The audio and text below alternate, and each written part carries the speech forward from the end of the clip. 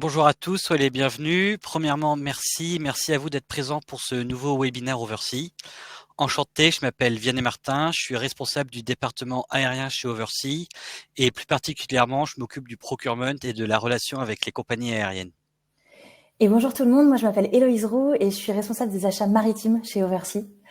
Alors en attendant les derniers participants, j'en profite pour nous présenter rapidement. Donc Oversea est un commissionnaire de transport nouvelle génération qui utilise la technologie et le digital pour simplifier et optimiser le transport international pour les entreprises. On accompagne aujourd'hui plusieurs centaines de clients à travers une soixantaine de pays et on est implanté en propre sur 3 continents, donc l'Europe, l'Amérique du Nord et l'Asie.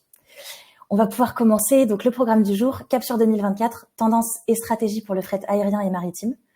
En cette fin d'année 2023 relativement chaotique pour les chargeurs, il nous semblait important de faire un bilan à la fois sur cette période pré-nouvel an chinois, mais aussi de prendre un peu de recul et de regarder la suite de 2024. On commencera en première partie par faire un point assez macro de la situation attendue en 2024, ce qui nous permettra de planter le contexte pour les parties suivantes. Ensuite, c'est Vianney qui vous fera un bilan de la situation en aérien et qui vous donnera ses recommandations opérationnelles. Et enfin, en troisième partie, on parlera du maritime. On fera le point sur les taux, la capacité et les perspectives. Juste avant de commencer, je vous rappelle que vous avez un onglet en bas à droite qui s'appelle questions. Donc, je vous invite à poser toutes vos questions. N'hésitez pas à le faire dès maintenant et on prendra le temps d'y répondre à la fin du webinaire. Merci Héloïse. Effectivement, nous pensons qu'il est important de revenir brièvement sur 2023 et de regarder les perspectives économiques qui nous attendent sur 2024. L'année 2023 a été marquée par un ralentissement de la croissance économique d'environ 0,5 points au niveau mondial. Ce ralentissement a touché aussi bien les pays développés que les pays en voie de développement. De plus, malgré un tassement à partir de la deuxième moitié de l'année, l'inflation est restée forte, ce qui a grévé le pouvoir d'achat des ménages et donc la consommation mondiale. Cela s'est ressenti sur le volume des échanges mondiaux, qui ont baissé de près de 2% par rapport à 2022. Malheureusement pour 2024, les perspectives ne sont pas plus réjouissantes. L'OCDE prévoit de nouveau un ralentissement de la croissance par rapport à 2023.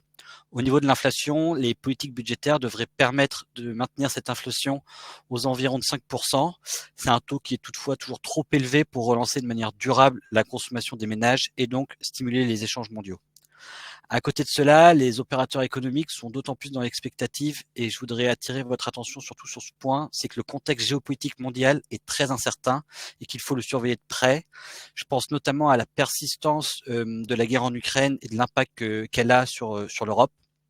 À côté de cela, on note la résurgence du conflit israélo-palestinien.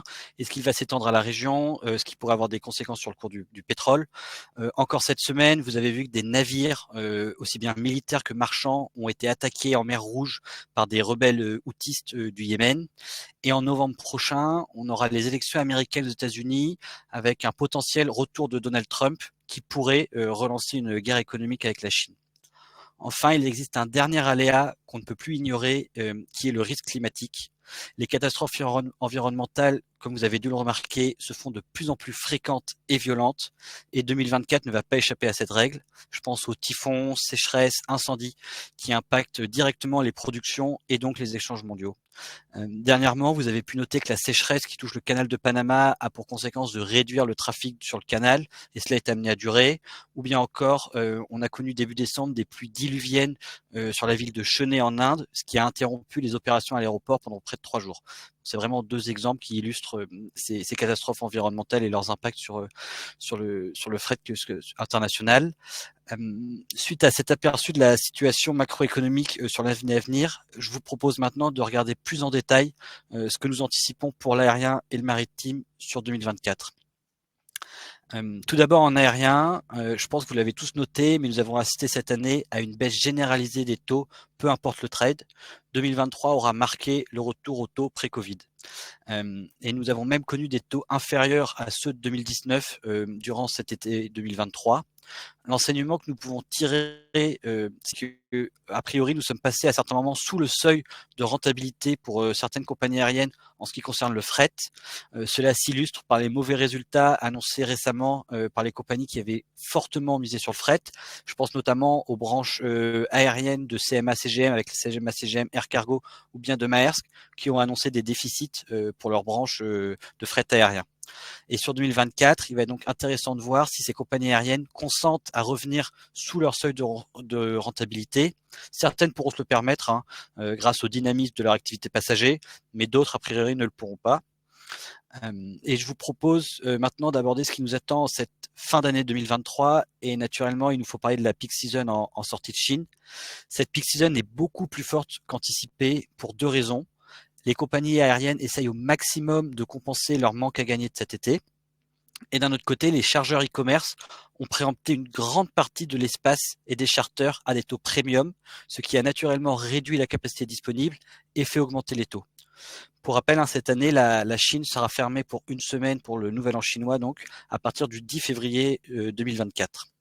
Si nous allons au-delà de cette peak season, l'année 2024, en termes de tendance, devrait être dans la lignée de ce que nous avons connu avant le Covid, c'est-à-dire une baisse des taux sur février une fois la peak season passée.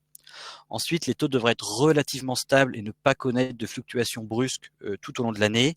Et on devrait avoir une dernière baisse des taux attendue pour fin avril, début mai, ce qui va correspondre au passage à la saison été des compagnies aériennes, ce qui va rajouter de la capacité et donc tirer les taux à la baisse. Je souhaiterais maintenant attirer votre attention sur quelques événements précis qui vous attendent sur 2024 et qui sont à marquer d'une pierre rouge dans vos agendas. Le premier gros événement qui arrive très vite et vous devez avoir en tête concerne l'annulation de 16 000 vols sur Roissy et Orly étalés entre janvier et février prochain. Cette annulation a été imposée par la DGAC pour permettre le déploiement d'un nouvel outil informatique pour les aiguilleurs du ciel. Bon, bien entendu, une majorité de ces vols seront des vols courts et moyens courriers, mais certains vols long courriers seront concernés. Concrètement, pour nous, ça va se traduire par une restriction de la capacité sur certains axes, donc que ce soit Hong Kong ou les États-Unis, juste à titre d'exemple, et donc un backlog plus important et potentiellement des taux qui vont se tendre sur ces destinations.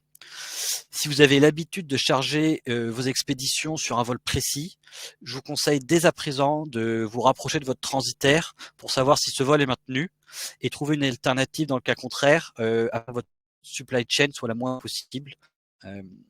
Et de manière plus générale, je vous recommande d'anticiper encore plus vos exports pendant cette période.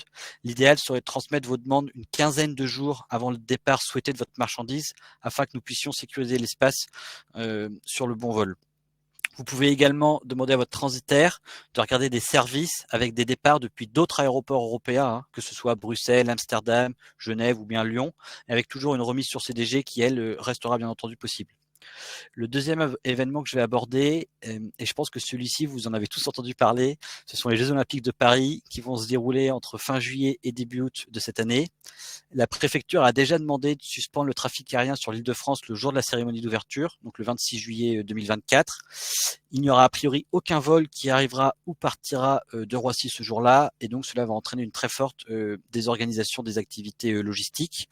De plus, l'accès pour rejoindre les aéroports va être très fortement congestionné. En fait, une partie des infrastructures olympiques sont situées dans le nord de Paris, donc dans la région, dans la zone autour de Roissy-Charles de Gaulle. Donc cela va augmenter les délais de livraison. Là encore, nous vous recommandons de considérer une journée supplémentaire pour vos livraisons depuis et vers les aéroports parisiens pendant la durée des Jeux Olympiques. Et si vous avez des urgences, nous vous conseillons d'éviter ces aéroports franciliens. Si vous le pouvez, il est donc judiciable de faire arriver votre fret dans un autre aéroport européen, à nouveau, et cet aéroport qui peut être choisi en fonction de votre lieu de livraison finale. Ça peut être Lyon, Liège, Barcelone, Amsterdam ou Luxembourg, par exemple. Et enfin, je voudrais à nouveau insister sur les risques géopolitiques et climatiques. Il faudra garder vraiment un œil sur ces sujets-là afin d'être le plus réactif possible en cas de perturbation. Je vais désormais laisser la parole à Héloïse pour qu'elle vous passe un point sur la situation en maritime. Exactement, ouais. Et en fait, vous allez voir que cette année, on a quelques similitudes entre le maritime et l'aérien. On a en maritime également assisté à une baisse des taux assez spectaculaire en 2023 et même depuis avant, depuis la mi-2022. Malgré ça, on assiste en cette fin d'année à une peak season qui est plus forte que prévu. Mais si on regarde un peu plus loin, les prévisions pour le post-Nouvel An chinois redeviennent assez basses. C'est une situation qui est un peu complexe, on va essayer d'y voir plus clair ensemble. Et si on commence sur les perspectives assez court terme, on a donc en ce moment une peak season qui est plus forte que prévu, particulièrement sur l'import-Asie. Et pour expliquer ça, il faut remettre un petit peu de contexte. Donc depuis la mi-2022, on est dans une situation offre-demande en faveur des chargeurs et donc en défaveur des compagnies maritimes. La demande a baissé et les compagnies ont continué d'investir massivement dans des nouvelles capacités. Quand l'offre est supérieure à la demande, les taux ont forcément une tendance naturelle à la baisse, mais le problème c'est qu'ils ont atteint en 2023 des niveaux non rentables ou presque pas rentables pour les compagnies maritimes, et ce sur quasi tous les trades majeurs. Donc cette situation, elle a des conséquences en ce moment qui sont un peu contre-intuitives, puisque les compagnies ont réagi en mettant en place 2 types d'actions. Premier type d'action, un contrôle de la capacité, et deuxième type d'action, une hausse des taux plus ou moins artificielle. Sur la partie contrôle de capacité, je parle évidemment des blank selling, donc ça vous le savez, mais on a eu au 4e trimestre 2023 énormément de blank selling et d'omission d'escale, donc une forte contraction de la capacité disponible.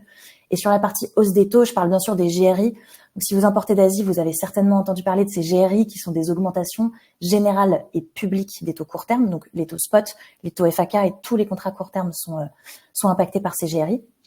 Et ces augmentations de taux, elles ont pour but d'enrayer la baisse des taux et de préserver la rentabilité des compagnies.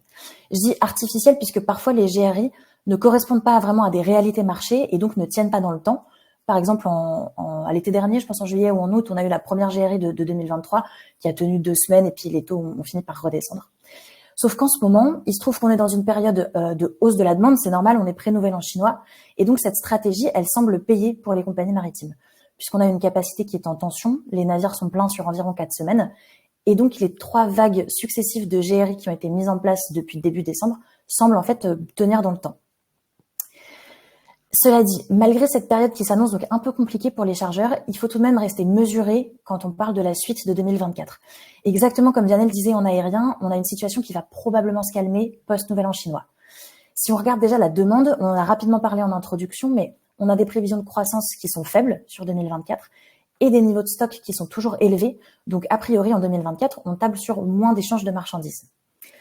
Sur la partie offre, en revanche, la capacité va continuer de croître cette année, puisque les carnets de commandes de navires sont toujours pleins, avec certaines compagnies en tête, on pense notamment à MSC et à CMA. Et il y a un rapport assez récent de Sea Intelligence qui nous dit que le pire de la surcapacité sera observé en 2024 et ne table pas sur un retour à la normale avant 2028, voire même 2030. Donc en 2024, la surcapacité va certainement rester le défi majeur des compagnies maritimes. Et il faut donc s'attendre du même coup aux mêmes actions menées par les compagnies maritimes, donc contrôle de la capacité par des blank selling qui vont vraiment rester la norme en 2024, et implémentation de GRI, donc d'augmentation de taux assez régulière, qui, même si ces GRI ne correspondent pas à des réalités marché et qu'elles ne tiennent pas dans le temps, elles visent à minima à stopper la tendance naturelle à la baisse des taux. Voilà pour les grandes tendances. On va voir maintenant quelle stratégie on peut mettre en place pour anticiper au mieux ces tendances marché.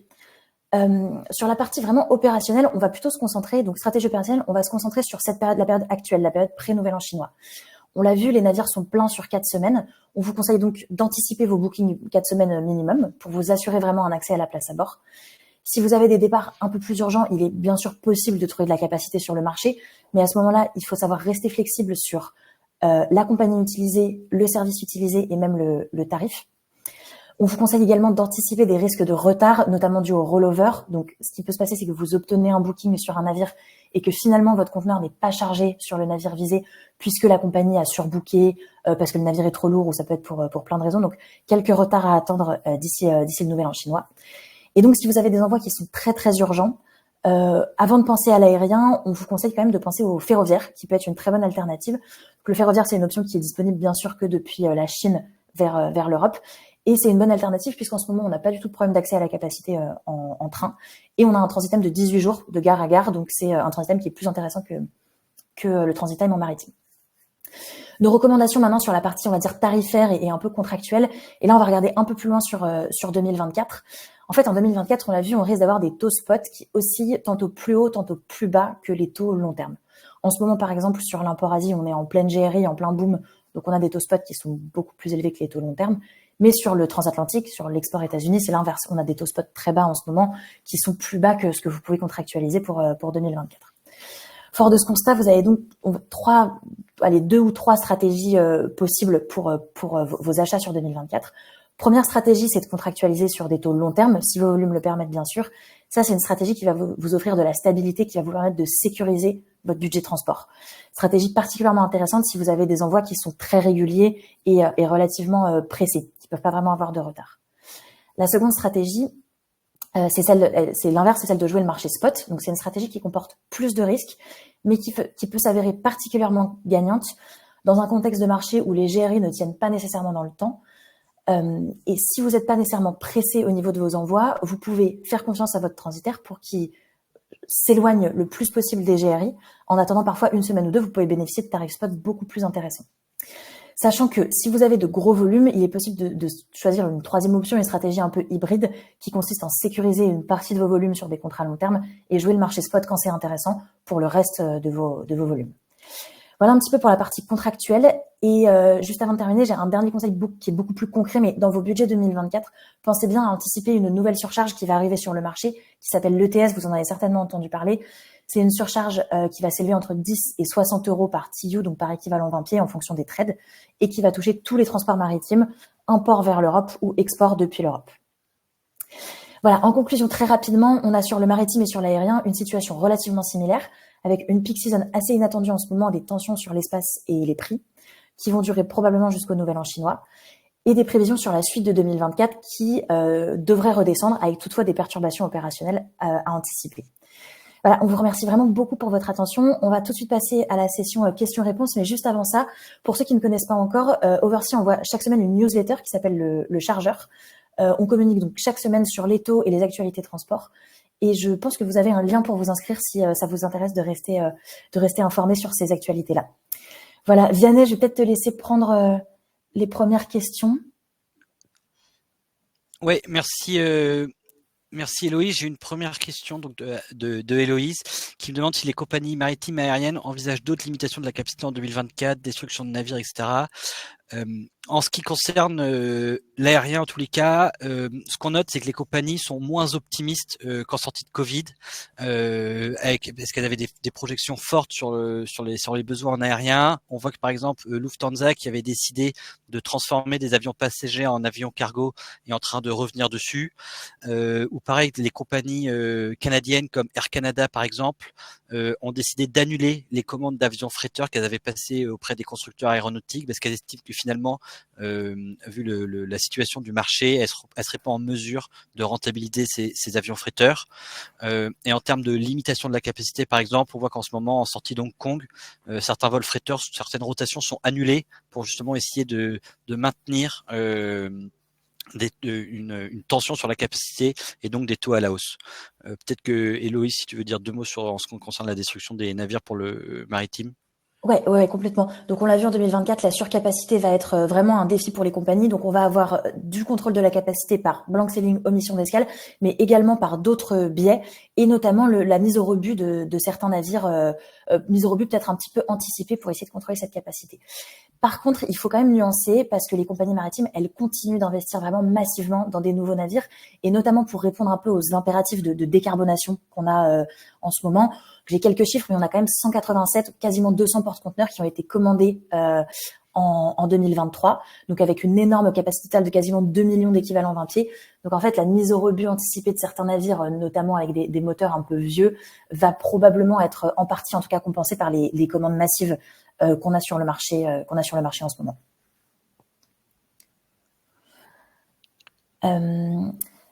Je peux peut-être enchaîner par la question de Bruno sur le ferroviaire. N'est-il pas risqué en ce moment avec la situation géopolitique actuelle? Alors, c'est vrai qu'on a arrêté d'opérer en ferroviaire pendant quasiment 2 ans depuis le conflit russo-ukrainien. Ce qu'il faut savoir, c'est qu'en fait, les trains et les capacités ferroviaires, elles sont à 100% détenues par des compagnies chinoises. Donc, on n'a aucune compagnie européenne qui opère sur l'axe Chine-Europe. Donc, comme c'est des compagnies chinoises, en fait, forcément, les compagnies chinoises sont beaucoup moins impactées par les tensions géopolitiques et ni la Russie ni l'Ukraine n'a intérêt à bloquer les capacités en ferroviaire en import Chine. Donc en fait, c'est pas tellement un problème en ce moment. Nous, on a recommencé à opérer en ferroviaire depuis quasiment 1 an et on n'a vraiment eu aucun souci ni d'accès à la capacité ni de problème sur les opérations.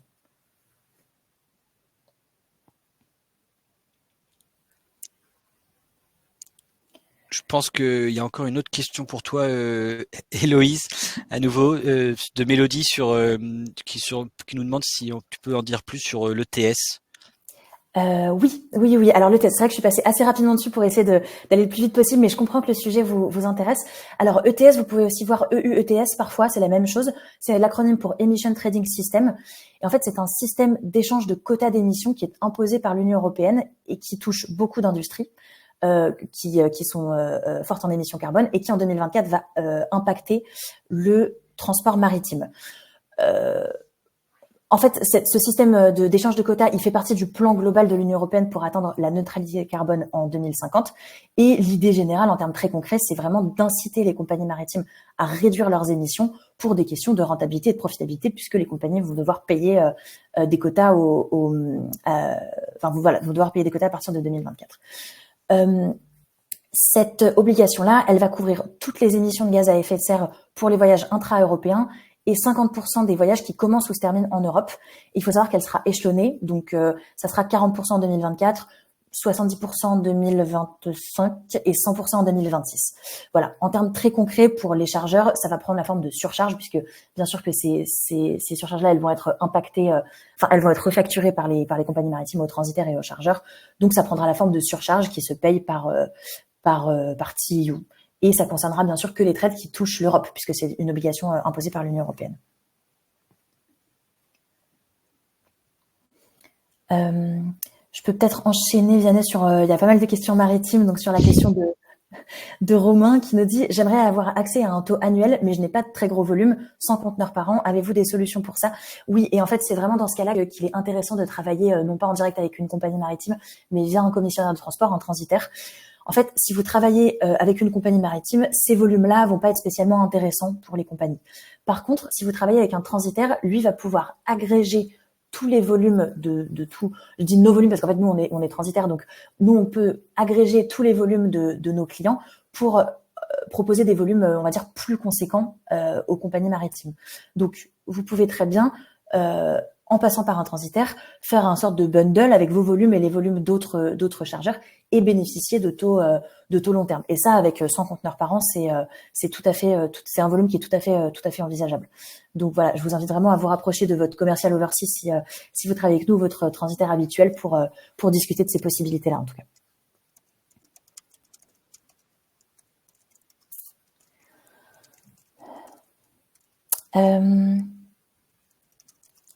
Voilà. Alors, encore une question maritime, donc je vais la prendre. Bonjour, quels impacts à prévoir sur les taux en 2024 versus taxe carbone et surcoût carburant décarboné? Alors, on a déjà un peu parlé de l'ETS. Donc, l'ETS, c'est cette surcharge carbone. L'impact très concret, il est entre 10 € et 60 € par équivalent 20 pieds. Ça va différer en fonction du trade que vous opérez. Donc, je pense que le moins cher, c'est par exemple Europe vers l'Asie. Et le plus cher, ça va être les conteneurs reefer. Les conteneurs qui sont les conteneurs réfrigérés vont avoir une ETS plus importante. Pour le détail, je pense que Oversea, on va envoyer, en tout cas très prochainement, une communication à ce sujet avec le détail par trade et par compagnie maritime. Et ça, je vous invite vraiment à vous rapprocher de votre commissionnaire de transport qui sera tout à fait en mesure de vous donner les montants exacts de l'ETS sur vos trades. Quelque chose que j'ai pas précisé et vous parlez de surcoût carburant décarboné, donc ça va un peu ensemble, mais pour éviter d'avoir à payer cette ETS, il y a de plus en plus de compagnies maritimes qui proposent de participer à l'achat de carburant décarboné quand vous achetez un transport. Ça peut être du biofuel, ça peut être du biométhane, et donc ça c'est une surcharge qui va s'appliquer sur votre taux de fret. Vous achetez du biofuel, mais du coup, vous n'avez pas à payer forcément cette ETS qui est censée pénaliser les transports carbonés. Il faut savoir que ça reste quand même plus intéressant, on va dire financièrement, de payer cette ETS qui sera moins cher que d'acheter du biofuel pour vos transports. Cela dit, ça peut être quand même l'écart se réduit en fait avec la mise en place de cette ETS, et donc ça peut être très très intéressant de commencer à regarder les solutions biofuel et les solutions biométhane notamment.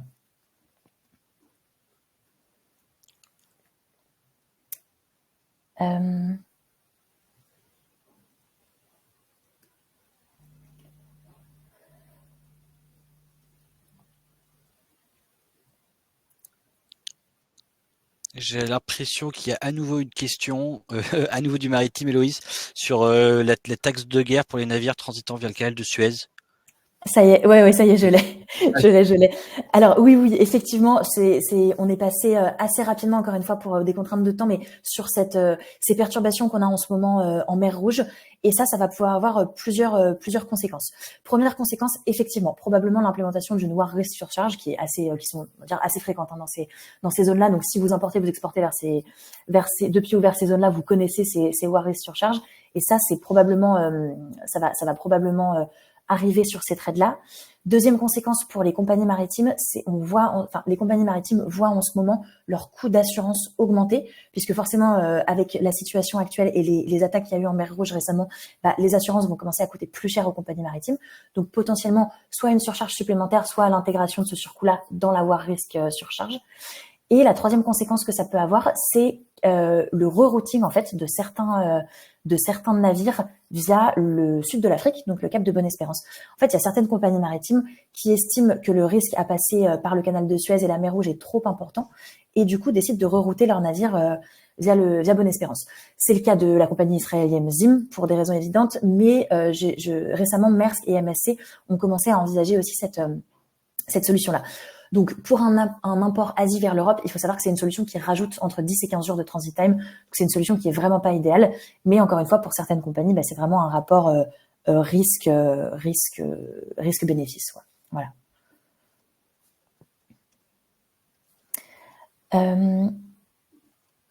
Une question de Mathilde. Y a-t-il une formule générale pour le calcul de l'ETS où celle-ci reste très opaque comme la BAF?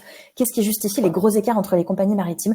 C'est une très très bonne question. Il faut savoir que les compagnies maritimes, elles ont communiqué leurs ETS assez récemment en fait. Donc on est encore en train de tout comparer. Il y a effectivement des gros écarts, des écarts on va dire assez conséquents entre les compagnies maritimes et des écarts un peu contre-intuitifs en fonction des trades. Je vous donne un exemple. Par exemple, la surcharge ETS de l'Europe vers l'Asie, elle est beaucoup moins chère que la surcharge ETS de l'Europe vers les États-Unis, alors que intuitivement on pourrait se dire c'est quand même le voyage est beaucoup plus long, donc ça devrait être beaucoup plus cher pour aller vers l'Asie. Donc je ne sais pas exactement, moi j'ai pas encore des infos très très concrètes sur comment on peut calculer ça. En tout cas, pour répondre à votre question Mathilde, non, moi j'ai pas de formule qui puisse permettre de calculer cette ETS automatiquement. Et pour l'instant, j'arrive pas bien à expliquer les écarts entre les compagnies. Je pense que ce qui se passe, c'est comme souvent quand il y a implémentation d'une nouvelle surcharge, là les compagnies elles sont en train de se regarder un petit peu pour voir qui fait quoi et de benchmarker un peu. Et donc, je pense qu'il est possible qu'on voit ces surcharges évoluer au premier trimestre 2024.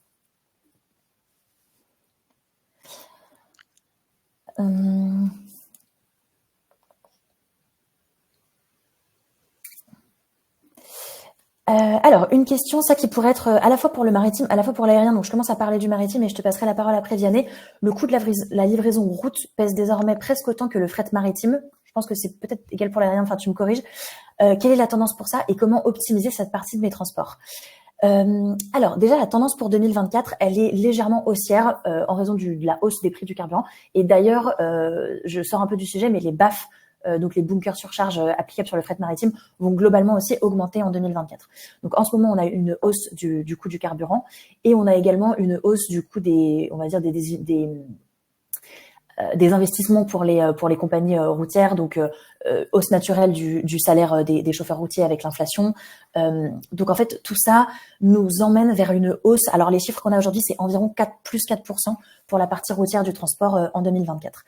Les alternatives que vous avez, il y en a 3. Donc alternatives autoroute, c'est premièrement si vous êtes un peu loin du port, de faire ce qu'on appelle du one way, c'est-à-dire d'aller chercher votre conteneur plein au port, mais de rendre votre conteneur vide sur un dépôt intérieur. C'est quelque chose d'un peu technique, mais ça, vous pouvez en parler à votre commissionnaire de transport. Généralement, ça permet de réduire un petit peu les coûts du post-acheminement.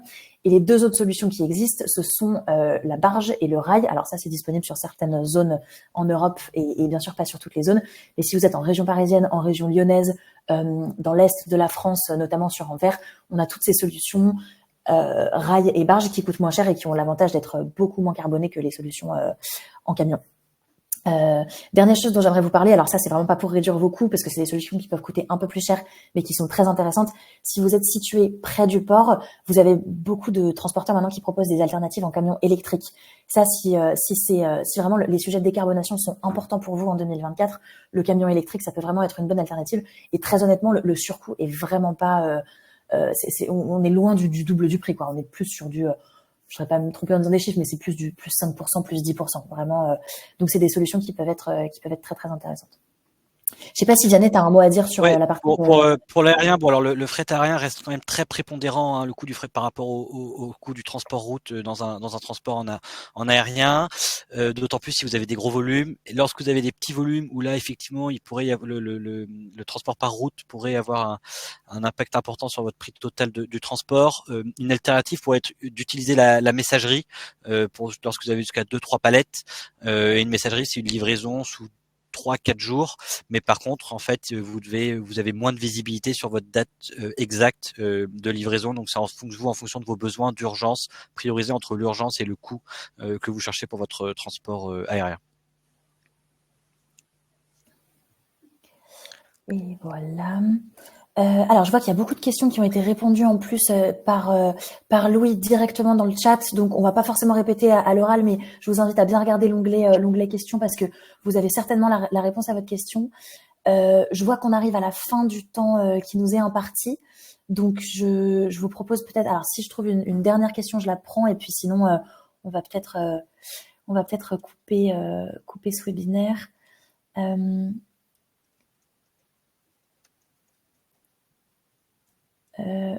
Oui, alors voilà, une question d'Alexandra. Merci pour votre réponse. J'arrive un peu en retard. Très concrètement, nous devons compter quel transit time entre les États-Unis, Amérique du Sud et Californie sur la France.